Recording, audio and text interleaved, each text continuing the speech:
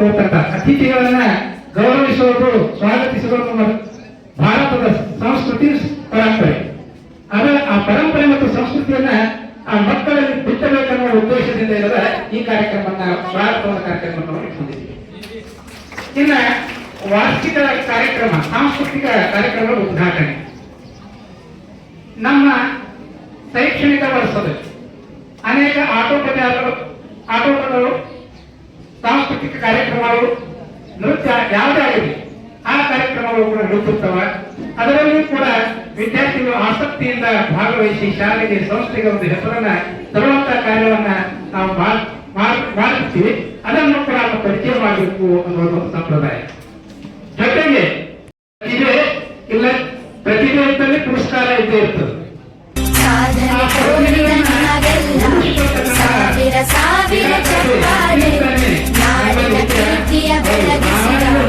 ನಿಮಗಿದು ಹೆಮ್ಮೆಯ ಚಪ್ಪಾಳೆ, ಚಪ್ಪಾಳೆ, ಚಪ್ಪಾಳೆ, ಚಪ್ಪಾಳೆ,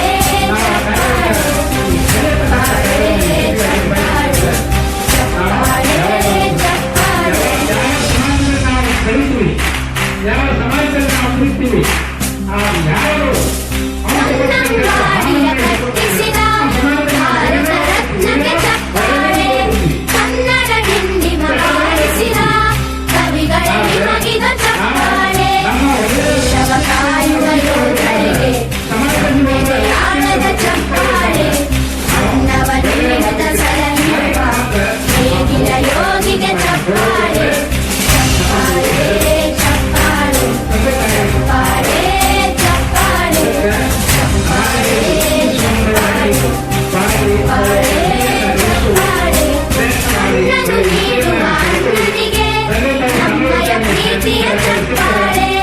ದೇಶವಾಡಿದ ನಾಯಕರೇ, ನಿಮಗಿದು ಗೌರವ ಚಪ್ಪಾಳೆ.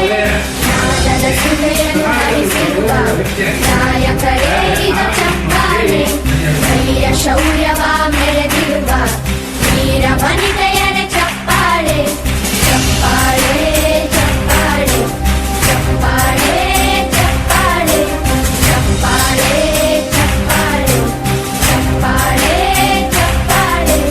ಕೀರ್ತನೆ ವಚನವ ಬೋಧಿಸಿದ ಯೋಗಿ ವರೇಣ್ಯರ ಚಪ್ಪಾಳೆ. ಕ್ರೀಡಾ ಲೋಕದ ಸಾಧಕರೇ, ನಿಮಗಿದ ಸ್ಫೂರ್ತಿಯ ಚಪ್ಪಾಳೆ. ಬೆಳ್ಳಿ ತೆರೆಯ ತಾರೆಗಳೇ, ನಿಮಗಭಿಮಾನದ ಚಪ್ಪಾಳೆ. ನಾಡಿಗೆ ಅಣ್ಣನೇ ಆಗಿರುವ ರಾಜಣ್ಣನಿಗೆ ಚಪ್ಪಾಳೆ, ಚಪ್ಪಾಳೆ, ಚಪ್ಪಾಳೆ, ಚಪ್ಪಾಳೆ, ಚಪ್ಪಾಳೆ, ಚಪ್ಪಾಳೆ, ಚಪ್ಪಾಳೆ, ಚಪ್ಪಾಳೆ, ಚಪ್ಪಾಳೆ, ಚಪ್ಪಾಳೆ, ಚಪ್ಪಾಳೆ. ಶಾಲೆಯ ನಿಯಮದಂತೆ ನನ್ನ ಕರ್ತವ್ಯವನ್ನು ಚಾಚೂ ತಪ್ಪದೆ ಪಾಲಿಸುತ್ತೇನೆ ಎಂದು ತಮ್ಮೆಲ್ಲರ ಸಮಕ್ಷಮದಲ್ಲಿ ಶಾರದಾ ಮಾತೆಯ ಸಮಕ್ಷಮದಲ್ಲಿ ಪ್ರಮಾಣೀಕರಿಸುತ್ತೇನೆ. ಜೈ ಹಿಂದ್.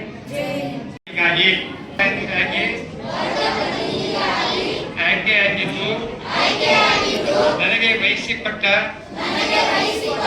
ಕರ್ತವ್ಯವನ್ನು ಶಿಕ್ಷಕರ ಮಾರ್ಗದರ್ಶನದಲ್ಲಿ ಕರ್ತವ್ಯಕ್ಕೆ ಚ್ಯುತಿ ಬಾರದಂತೆ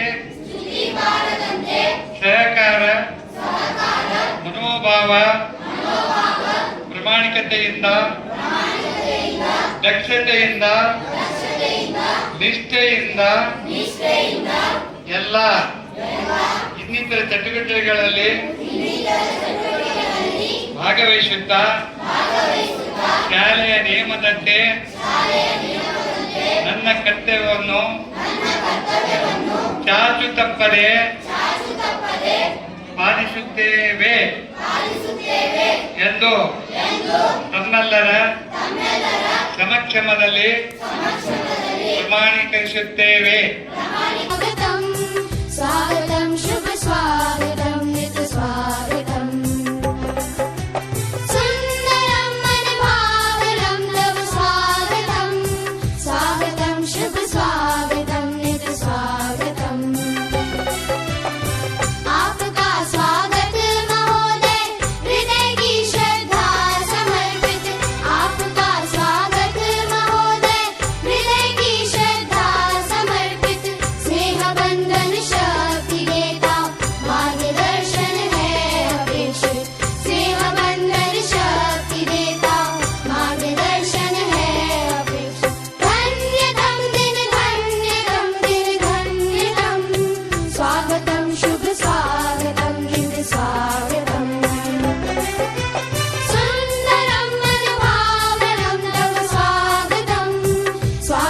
शुभ स्वागतं नित स्वागतम्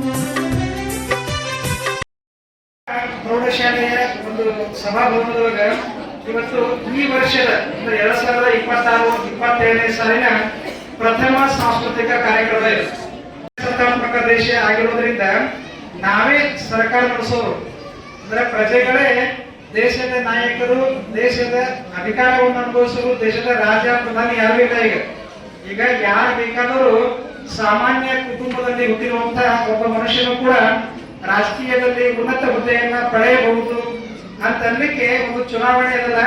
ಆ ಚುನಾವಣೆಯ ಮಾದರಿಯಲ್ಲಿಯೇ ಈಗ ಚುನಾವಣೆ ನಡೆಸಿದ್ದೀರಿ. ಎಲ್ಲ ಮಕ್ಕಳಿಗೂ ಒಂದು ಜ್ಞಾನವನ್ನ ಕೊಟ್ಟಿದ್ದೀರಿ.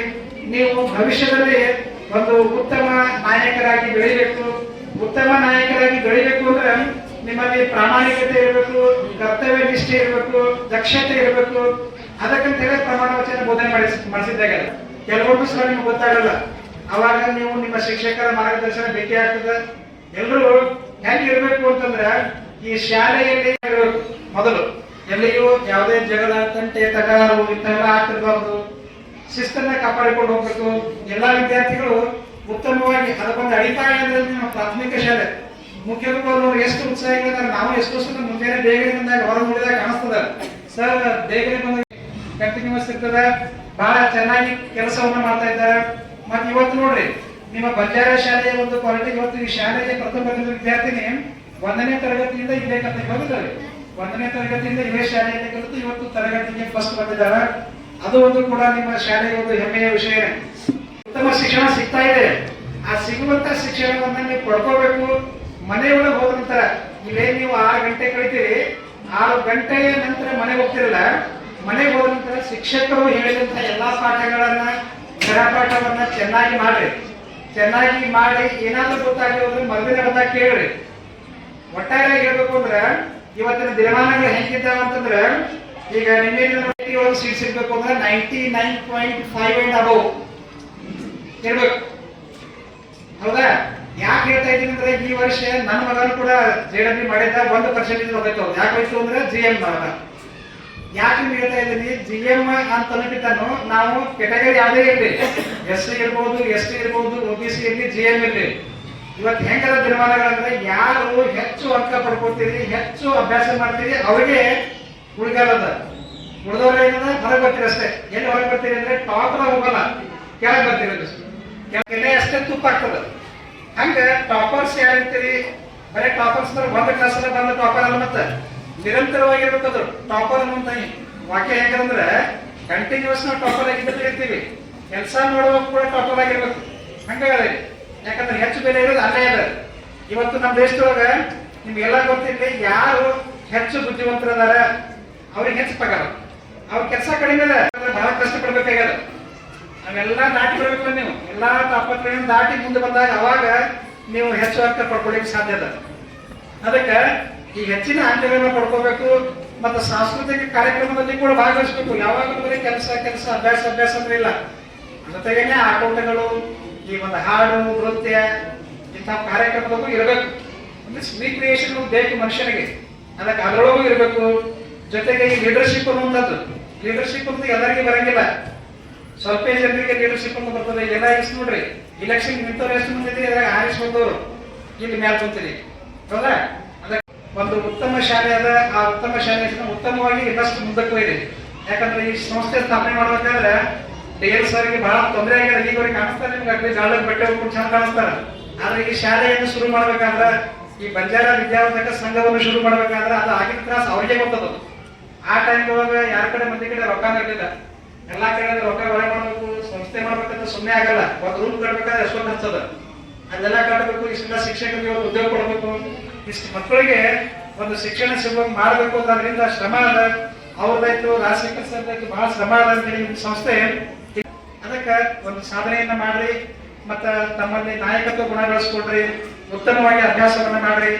ಈಗ ನಾನು ಮಾತಾಡುವಂತ ಶಬ್ದಗಳು ಆಗ್ತೀರಿ, ಸಮಾಜಕ್ಕೆ ಒಂದು ಉತ್ತಮವಾದ ಕೊಡುಗೆ ನಿಮ್ಮಿಂದ ಸಿಗುವಂತಹ ಆಶಾಭಾವನೆಯನ್ನು ಹೊಂದಿ ನಮ್ಮ ಇಲಾಖೆಯ ಪರವಾಗಿ ಈ ಸಂಸ್ಥೆಗೂ ಹಾಗೂ ಈ ಶಾಲೆಗೂ ಧನ್ಯವಾದಗಳನ್ನು ಅರ್ಪಿಸಿ ನಮ್ಮ 8th ಕನ್ನಡ 8th ಕ್ಲಾಸ್ ಮುಗಿಯೋ ತನಕ, 8th ಆಗಲಿ 9th ಆಗಲಿ 10th ಆಗೋ ತನಕ ನಮ್ಮ ಸ್ವಾಗತ ಮಾಡಿ ಕನ್ನಡ ಬಂದ್ಮೇಲೆ ಈ ಸ್ಥಾನಿಗೆ ಯಾವ ರೀತಿ ನಡ್ಕೋಬೇಕು ಮತ್ತು ಶಿಕ್ಷಕರಿಗೆ ಯಾವ ರೀತಿ ಪ್ರೀತಿಗೆ ಪಾತ್ರರಾಗಿ ನೀವು ನಡ್ಕೋಬೇಕು ಅನ್ನೋದೇ ಇದು ಸ್ವಾಗತದ ಮೇನ್. ಅಲ್ಲಿ ಬರ್ಲಾಗ್ತೇವೆ ನಮ್ಮ ಗುರುಗಳು, ಗುರು ಮಾತೆಯವರು, ಸಂಸ್ಥೆಯವರು, ಅಧಿಕಾರಿಗಳು ನಮಗೆ ಸ್ವಾಗತ ಮಾಡಾಕ ನಿಮ್ಮಲ್ಲಿ ಭಾಳ ಒಳ್ಳೆತನ ಇರಬೇಕು, ಹುರುಪು ಇರಬೇಕು.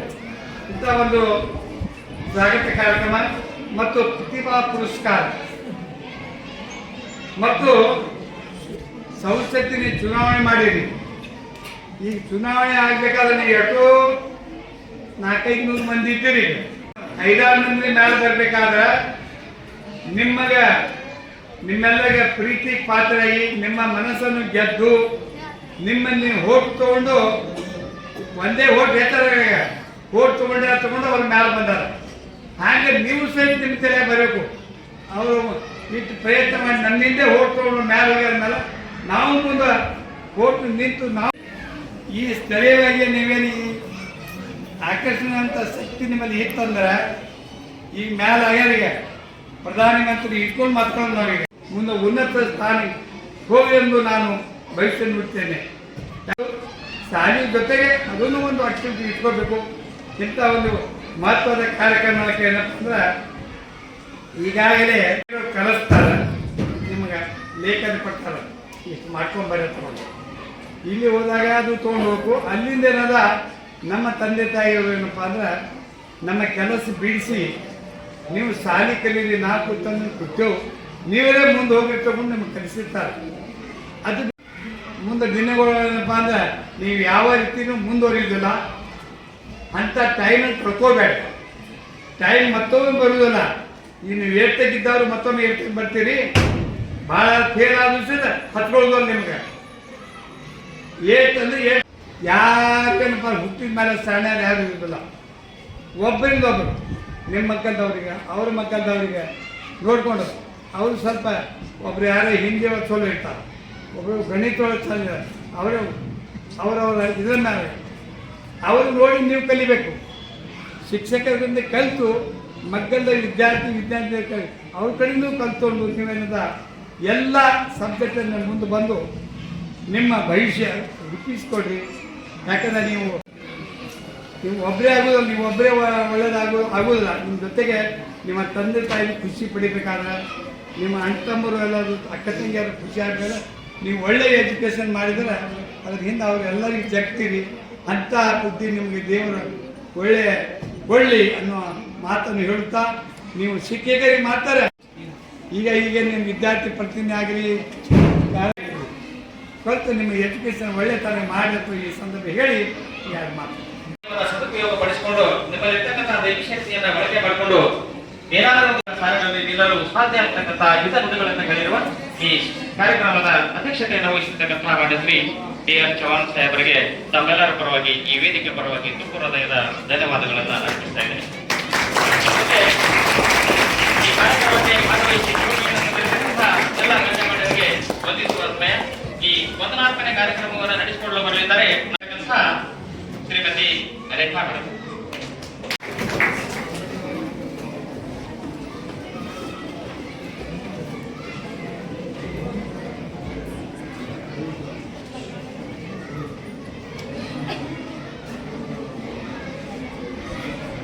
ಕಲಿತ ಪಾಠವೇ ನಿಜವಾದ ಸಂಪತ್ತು. ಗುರುವಿನ ಮಾತುವೇ ಆಗಿರಲಿ, ಕನಸುಗಳು ನನಸಾಗಿ ಅರಳಲಿ, ಯಶಸ್ಸು ಸದಾ ನಿಮ್ಮೊಂದಿಗೆ ಇರಲಿ. ಈ ಕಾರ್ಯಕ್ರಮದ ಅಧ್ಯಕ್ಷತೆಯನ್ನು ಸ್ಥಾನ ವಹಿಸಿರುವಂತ ಶ್ರೀ DL ಚೌಹಾಣ್ ಸಾಹೇಬರಿಗೆ ನಮ್ಮ ಶಾಲೆಯ ಮುಖ್ಯ ಗುರುಗಳು, ಸಿಬ್ಬಂದಿ ವರ್ಗಗಳು ಹಾಗೂ ವಿದ್ಯಾರ್ಥಿನಿಯರ ಪರವಾಗಿ ವಂದನೆಗಳನ್ನು ಸಲ್ಲಿಸುತ್ತೇವೆ.